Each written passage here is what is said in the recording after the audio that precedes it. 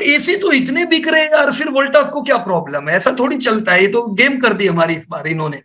हाँ, सब एसी के धंधे बढ़े, सब एसी के प्रॉफिट बढ़े, सब एसी लाइफ टाइम हाई पे चल रही है। इतनी गर्मी पड़ी, वोल्टास को तो काम ही नहीं लगी। ऐसा ही हुआ ना, ये तो टूटा हुआ है बेचारा, मरा सा पड़ा हुआ है। क्यों ऐसा हुआ? देखो, पूरे सेक्टर में वोल्टास जितनी अच्छी कंपनी कोई नहीं, एक भी कंपनी एसी की नहीं है जिन्होंने ये पूरे सालों में प्रॉफिट किया है। सारी कंपनियां कहीं ना कहीं प्रॉफिट तोड़ती हुई है, लॉसेस की है। तो Voltas is no doubt Tata group की एक बढ़िया सी कंपनी है, राइट, बहुत अच्छी कंपनी। लेकिन ये साल बिल्कुल पूरा प्रदर्शन, अब एसी बिकने के बावजूद पूरा ऐसा कैसे हुआ? तो चलो देखो, हम देखते हैं। देखो ट्रेंड इनका क्या है, अच्छा ही ट्रेंड है। 9 मंथ में 24% से धंधा बढ़ा था, इस बार 20% से बढ़ा है। तो धंधे तो है, ऐसा नहीं है एसी नहीं बिक रहे। घट देन गया व्हाट था। Is the problem? बहुत लोग कह रहे अरे वोल्टास का मार्केट शेयर बिगड़ता जा रहा है। मैं बता दूं आपको, वोल्टास का मार्केट शेयर भी अच्छा ही है, राइट। तो मार्केट शेयर इनका अच्छा है, फिर क्या प्रॉब्लम है? ये मैंने आपको सबसे पहले सेल्स के डेटा डाले। अभी जो फाइनेंशियल ईयर आया 20% से धंधे बढ़े, मतलब करीबन 9,500 करोड़ का टर्नओवर हुआ है। पर दूसरी एसी की कंपनियों का ज्यादा हुआ है, मैं बता दूं 25% का ग्रोथ है बाकी एसी की कंपनियों का। तो ये इनका क्यों कम हुआ अगर इनका मार्केट शेयर इतना अच्छा है? तो इनका सेगमेंटल रेवेन्यू देखने से पता चलेगा। देखो यूनिटरी कूलिंग यानी क्या हुआ और इलेक्ट्रोमैकेनिक यानी क्या हुआ, कौन समझा सकते हैं? Anybody please, what is the difference between unitary cooling and electromechanic mechanical product? या थैंक यू कौस्तभ भाई, राइट। और काफी नुकसान किया उसमें, है ना? तो ये दोनों में क्या डिफरेंस है? देखो, आप जो एसी की बात करते हो ना, एयर कंडीशन कितने बिके, तो वो दोस्तों है यूनिटरी कूलिंग। ये जो यूनिटरी कूलिंग है, ये हुए एसी के मशीन कितने बिके, नंबर ऑफ यूनिट्स। तो उसमें तो इनका भी धंधा 33% से बढ़ा है, राइट। तो ब्लू स्टार ना, हेवल्स का लॉयड हो गया, जो भी एसी की कंपनी है, सबके धंधे 25% प्लस है। इतनी गर्मी में क्या होगा, हर घर एसी लगेंगे, राइट। और ये दशक एसी का है इंडिया में।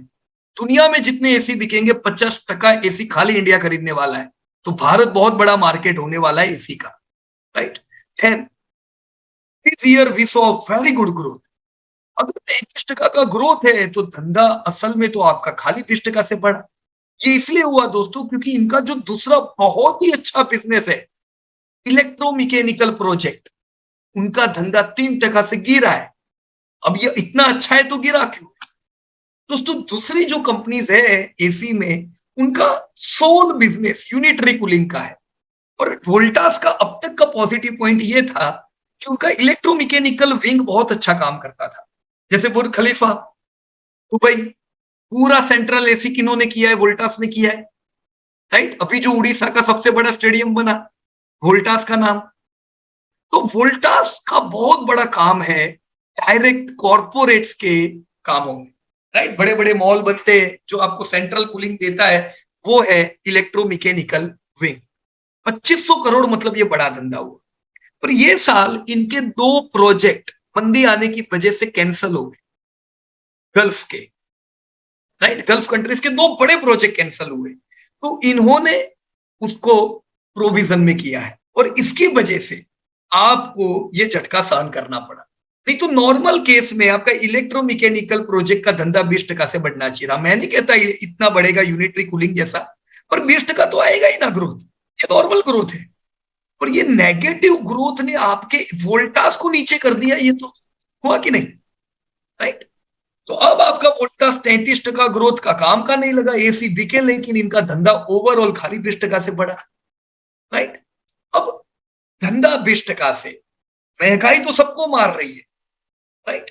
इनके केस में ज्यादा क्यों? क्योंकि इनके प्रोजेक्ट भी कैंसिल हुए, प्रोविजन करने पड़े, तो इनके प्रॉफिट 80% से टूटे।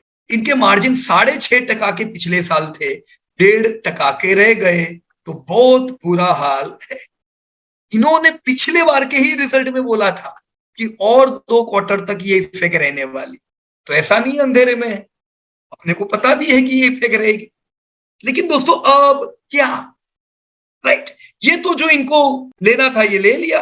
अब ये पिछले साल के इनके दोनों कॉन्ट्रैक्ट कैंसिल हुई, ये तो निकल गया अभी प्रोविजन में।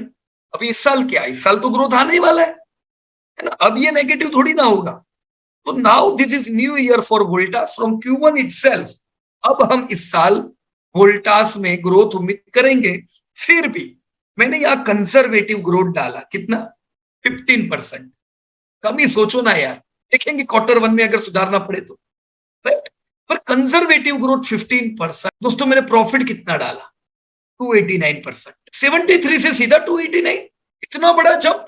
How it is possible, how it is possible, should I explain.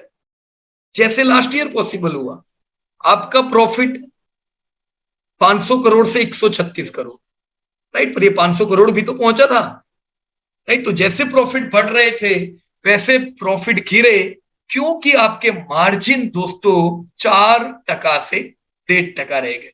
ये तो अच्छी बात है, 9 मंथ में तो लॉस कर रहे थे, पर वोल्टास की हिस्ट्री है, इन्होंने जिंदगी में कभी लॉस नहीं किया है। इसीलिए देखो आपका साल खत्म होते होते प्रॉफिट में आ गया। तो this year we will expect 289% of boom profit growth in Voltas. क्यों, क्योंकि इनके मार्जिन इंप्रूवमेंट में रहेंगे, राइट। अभी इनके मार्जिन 1.4 हो गए, पर Q4 में इंप्रूवमेंट आ चुकी है, तो ये देखना पड़ेगा कि नहीं, हमें 4.5% मार्जिन हो गए, तो हमें पॉजिटिव रहना चाहिए वोल्टास में कि नेगेटिव रहना चाहिए, एब्सोल्युटली पॉजिटिव। तो ये सब एडवांस इंडिकेटर है। ये देखो जैसे ही मार्जिन आए इनका चार्ट सुधर गया, चार्ट सुधरने से मार्जिन अच्छे नहीं आए, लोग ये देखेंगे और एक्शन ओरिएंटेड बनते हैं, राइट। इनका सबसे बड़ा खर्चा क्या है वोल्टास का, बताइए। अगेन एसी की कंपनियों में क्या होता है दोस्तों, अंदर सब कॉपर बॉपर सब लगता है कि नहीं लगता है, रॉ मटेरियल, और कितना, 53%। अब असल में उसने तो इनको हैरान किया ही नहीं है, किया है क्या, 20% से बड़ा, रॉ मटेरियल 19% से। समझ जाओ अब जो क्वार्टर के नतीजे आएंगे मार्जिन सुधर के आएंगे, है ना। This is your indicator of improving margin. In real sense raw material is not harassing Voltas, इनको रॉ मटेरियल का प्रॉब्लम नहीं रहा अभी, right. So what now next, we should be positive now onward, बराबर। अभी तक हम भी कह रहे थे शांति रखो शांति रखो, सुधरने दो। अब मार्जिन सुधरे, अब थोड़ी ना शांति रखने की, अब माल उठाने का टाइम आया है, राइट। अब लोग कब देखेंगे, वो देखेंगे लोग ले रहे कि नहीं ले रहे, चार्ट में सुधरेगा बाद में लेंगे, वो लेट हो लेंगे।